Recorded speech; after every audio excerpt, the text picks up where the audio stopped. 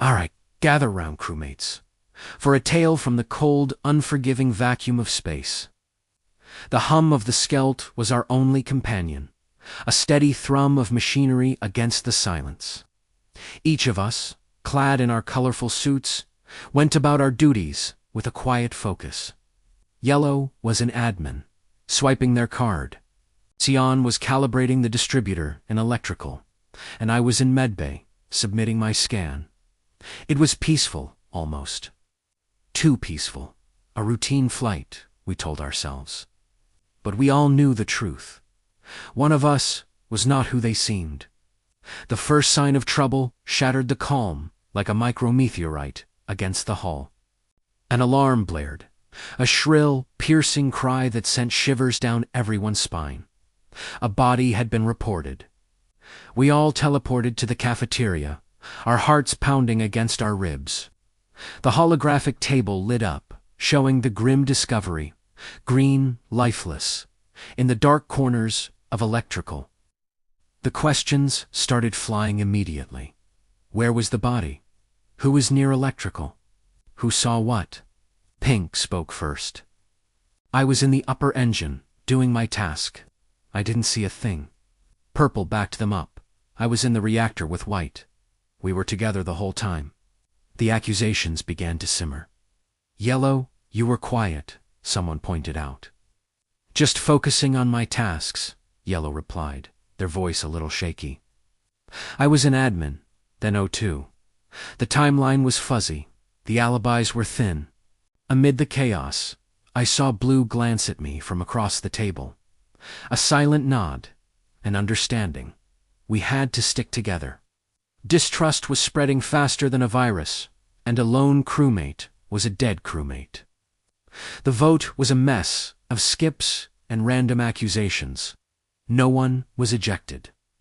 The imposter was still among us, and now they knew we were disorganized. We scattered again, the sense of dread now a heavy cloak on our shoulders. The task list felt impossibly long. Every flicker of the lights, every vent cover I passed, sent my pulse racing. I tried to stay close to Blue, our unofficial alliance, the only thing keeping the paranoia at bay. We moved as a unit, from weapons to shields, a two-person team against the unknown. We watched each other's backs, literally. But the imposter was clever. They were a predator, and we were just trying to survive. Suddenly, a new, more urgent alarm blared through the ship. The lights flashed red. Sabotage. A quick look at my map confirmed my worst fear. To depletion. The oxygen was being drained from the ship. We had minutes, maybe less, before we all suffocated. Panic set in. The crew split. A fatal mistake. We made it to admin, our gloved hands flying over the keypad. The code punched in, our side was secure. But a new report flashed on the screen almost instantly. Another body, then another. The imposter was on a rampage. In the mad dash to save our own lives, we had left ourselves vulnerable. The crew count was dropping at an alarming rate. By the time the oxygen was stabilized, the silence that followed was deafening. It wasn't the silence of peace anymore. It was the silence of a graveyard. A slow, terrifying walk to the cafeteria revealed the full extent of the carnage.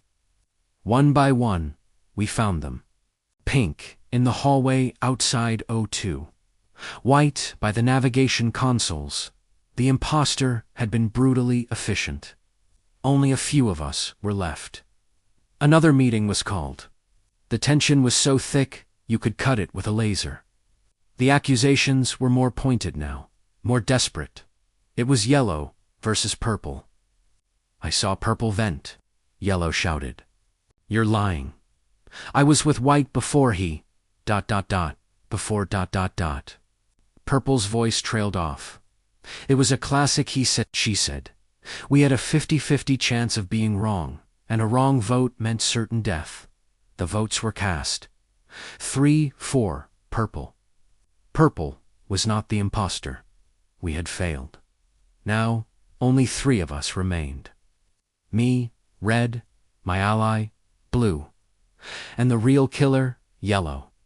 The skelld was a ghost ship. The tasks didn't matter anymore. It was just us and them. We found ourselves in a tense standoff in the cafeteria, the emergency button a cold beacon of hope between us. Yellow stood there, a little too calmly. "Well, looks like it's just us," they said, their voice dripping with false sympathy. "It's got to be one of you." Blue stepped forward. "We know it's you, Yellow. You were too quick to accuse Purple. You created chaos at the O2. Sabotage, to pick people off." "Proof," Yellow shot back, a smirk playing on their lips. "You have no proof. It's my word against yours. You two could be working together." It was a stalemate. If we called a meeting, a tie vote would mean no one was ejected, and Yellow would just have to kill one of us to win. We were trapped. Then the lights cut out. Sabotage again. Electrical. It was Yellow's final move. They wanted to separate us, to pick us off in the dark. But Blue and I had a plan. We didn't run. We waited. As Yellen moved towards the door, expecting us to scatter towards electrical, Blue cleverly herded them towards me. In the dim emergency lighting, we cornered them near the launch pad. There was nowhere to run. Yellow lunged, but we were ready. We dodged and circled, keeping them between us. My heart was hammering. This was it. One wrong move, and it was over. I made a mad dash for the emergency button. My gloves slammed down on the red plastic, and that beautiful, beautiful alarm blared one last time. We were back at the table, just the three of us. "It's Yellow," I said, my voice steady, despite the adrenaline. "They sabotaged lights to try and get a final kill. We have them." Yellow was furious. "You can't prove it. You're just guessing." But there was no one left to deceive. Blue voted, I voted. 2 votes for Yellow. It was over. The cold, sterile message flashed on the screen. Yellow was the imposter. A wave of relief washed over me, so powerful it almost buckled my knees. We had done it. Against all odds, through paranoia and sabotage, we had survived. The skelld floated on, no longer a hunting ground, but a vessel waiting to take us home. We had one. Thanks for watching our space adventure. If you enjoyed the story, make sure to hit that like button and subscribe for more Tales from the Stars. See you next time.